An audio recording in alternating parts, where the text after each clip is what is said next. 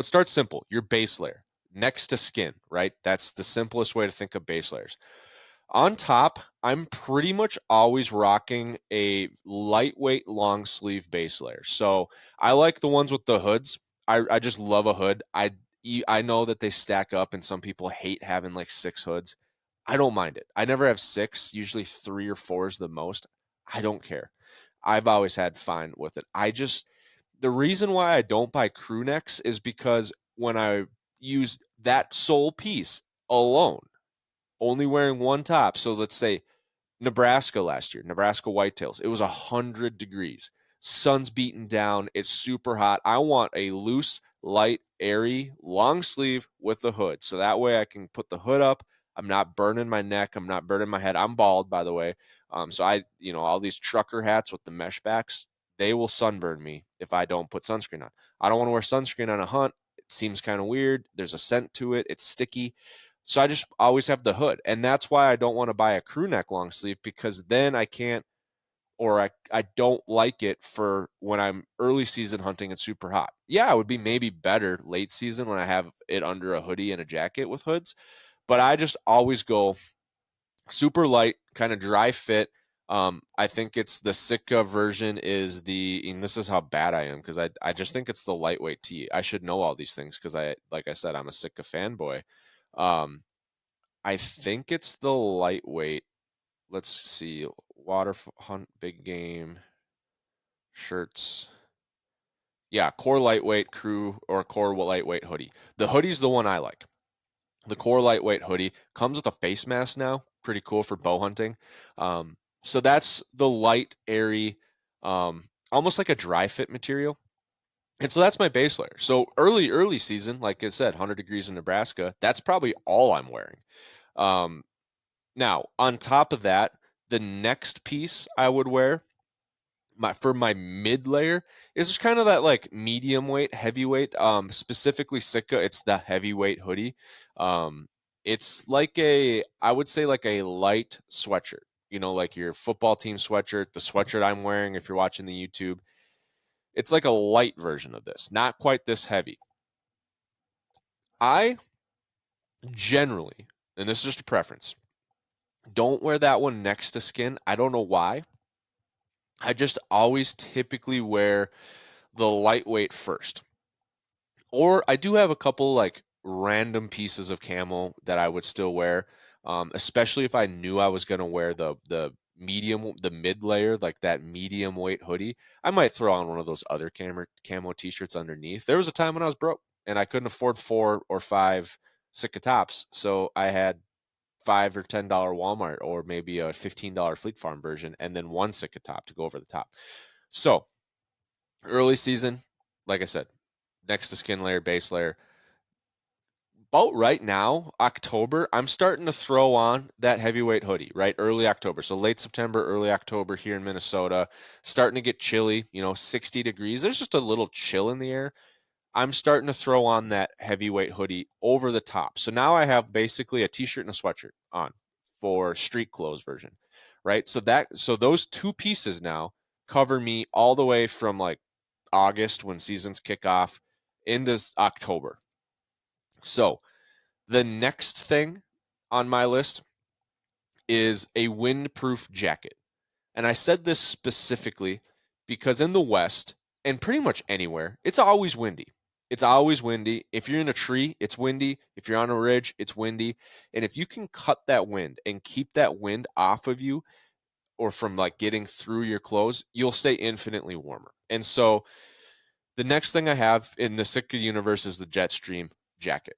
I absolutely love the Jetstream. That's the jacket I told you about that I've probably worn 500 to 1,000 times. It's amazing. It's super durable. It's windproof. It's got a little bit of insulation value to it. So I would say you could wear that jacket alone to like 55, 60 degrees. Um, Yeah, I'd probably say 55, 60. It's probably a little light to wear it. Like I'm talking like when I say alone, I'm like a t-shirt, like a cotton t-shirt and that jacket. You could probably wear it down to 60. Um, but the system that I have, if you pair that jacket, that windproof shell with your mid layer, now that brings you down into the 40s. I've hunted it down to 40 before with that system, right? So now we've got 3 pieces of top layer gear, and we're hunting anything from 40 degrees to 100 degrees. And we have everything in between. If it's a light drizzle, that Jetstream, it's not waterproof, but it's pretty water resistant. So that covers you for a light drizzle. I'm talking light drizzle. It's not a rain jacket. If it's windy, I'll throw that on if it's windy in 70 degrees, just to cut the wind. If it's windy in 80, I probably don't need a jacket because now it's probably cooling. The wind's probably cooling me off, not making me cold. And so, but under 70, basically like house temperatures, I'll throw the Jetstream on for sure if it's windy. So those are the 3 pieces. So those are like those are my everyday, tried and true. I'm probably wearing those 3 pieces on 80% of the hunts I go on, right? Because usually I don't do like the early 100-degree heat hunts. I'm usually doing like September elk, October antelope, November mule deer. I'm probably wearing those 3 days out of 4, 4 days out of 5.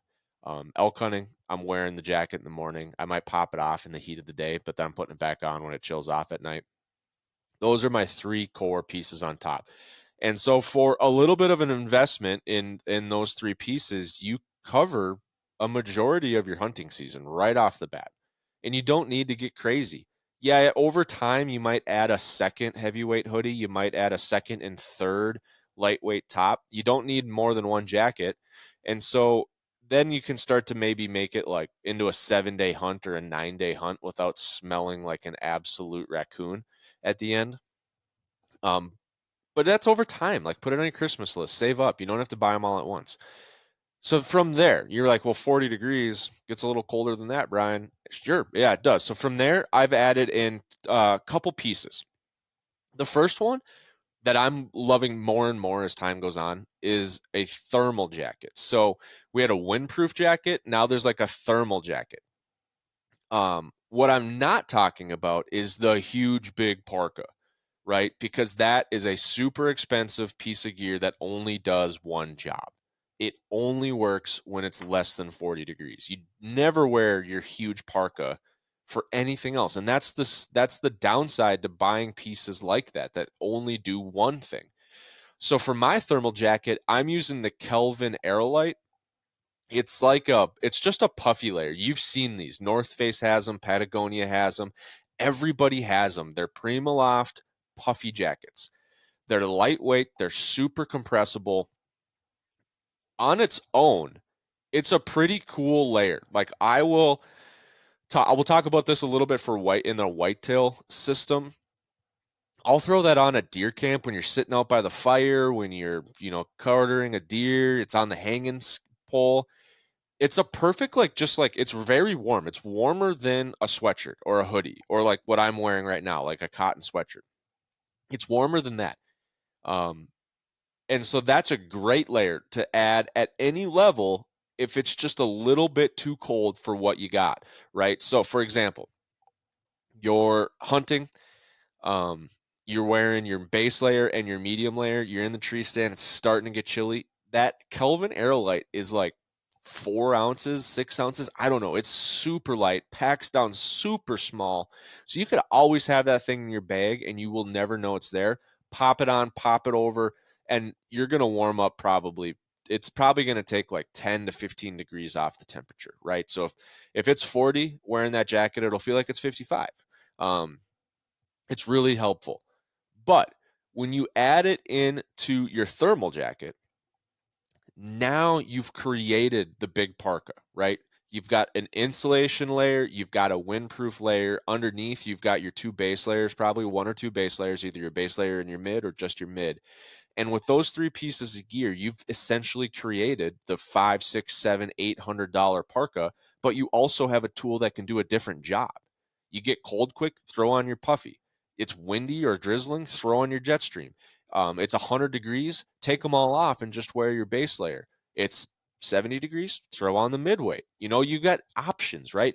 With those 4 pieces of gear, you've come up with like 1, 2, 3, 4, 5, I think it's like 8 options that you could pair all of those different combinations together and get 8 different things. And you're going to do that. If you get all these things, you're going to find what works for you. From there, there's 2 optional ones, I think. I don't think they're as important as the first 4. Those first 4 I'm bringing on every hunt. When I go to my parents' house bow hunting, I got one of each of those. If I'm going out west on an elk hunt, I'm bringing them all. I brought my Jetstream to Nebraska just in case, but I didn't wear it because it was so hot. I brought the thermal just in case, but I didn't wear it. Actually, I did wear the thermal one night. It got a little chilly one night, and we were having like a 3 a.m. bonfire. But from there, 2 optional pieces on top, a thermal vest, so you can get the Kelvin in a vest. The Kelvin Light Puffy, you can get it in a puffy vest if you prefer those vests. Think Finance Bro, but camo, basically. Um, you can get that. Actually, no, the thermal vest is more of the puffy vest. I don't think do Finance Bros wear puffy vests, or do they wear like the flat vests? Well, the next one's the flat vest. So you get the thermal vest. So some people just like vests, and every now and then I like a good vest too. I don't need all the bulk on my arms, especially bow hunting. I'll maybe go for the vest before I go for the full Kelvin, just to add some core heat, but then not to get all, my arms all full. And then the light vest, so that you can also get a Jetstream vest, and that will cut the wind just like the Jetstream does. It's actually a really versatile piece because you can kind of throw it on, and you're not doing the full jacket if you don't want the full jacket. So those are 2 optional pieces that you can kind of add in at any will. I'm usually carrying both the thermal vest and the thermal jacket in my pack for anything October and after, right? Because it can get cold, especially those temperature swings can go fast, especially in the mountains. So I'm probably bringing both, to be honest. So for a day pack, I'm probably wearing my base layer, I'm probably wearing my mid layer, and I'm probably starting out with my Jetstream on. And I've got the Kelvin jacket and the Kelvin vest in my pack. That's my top system.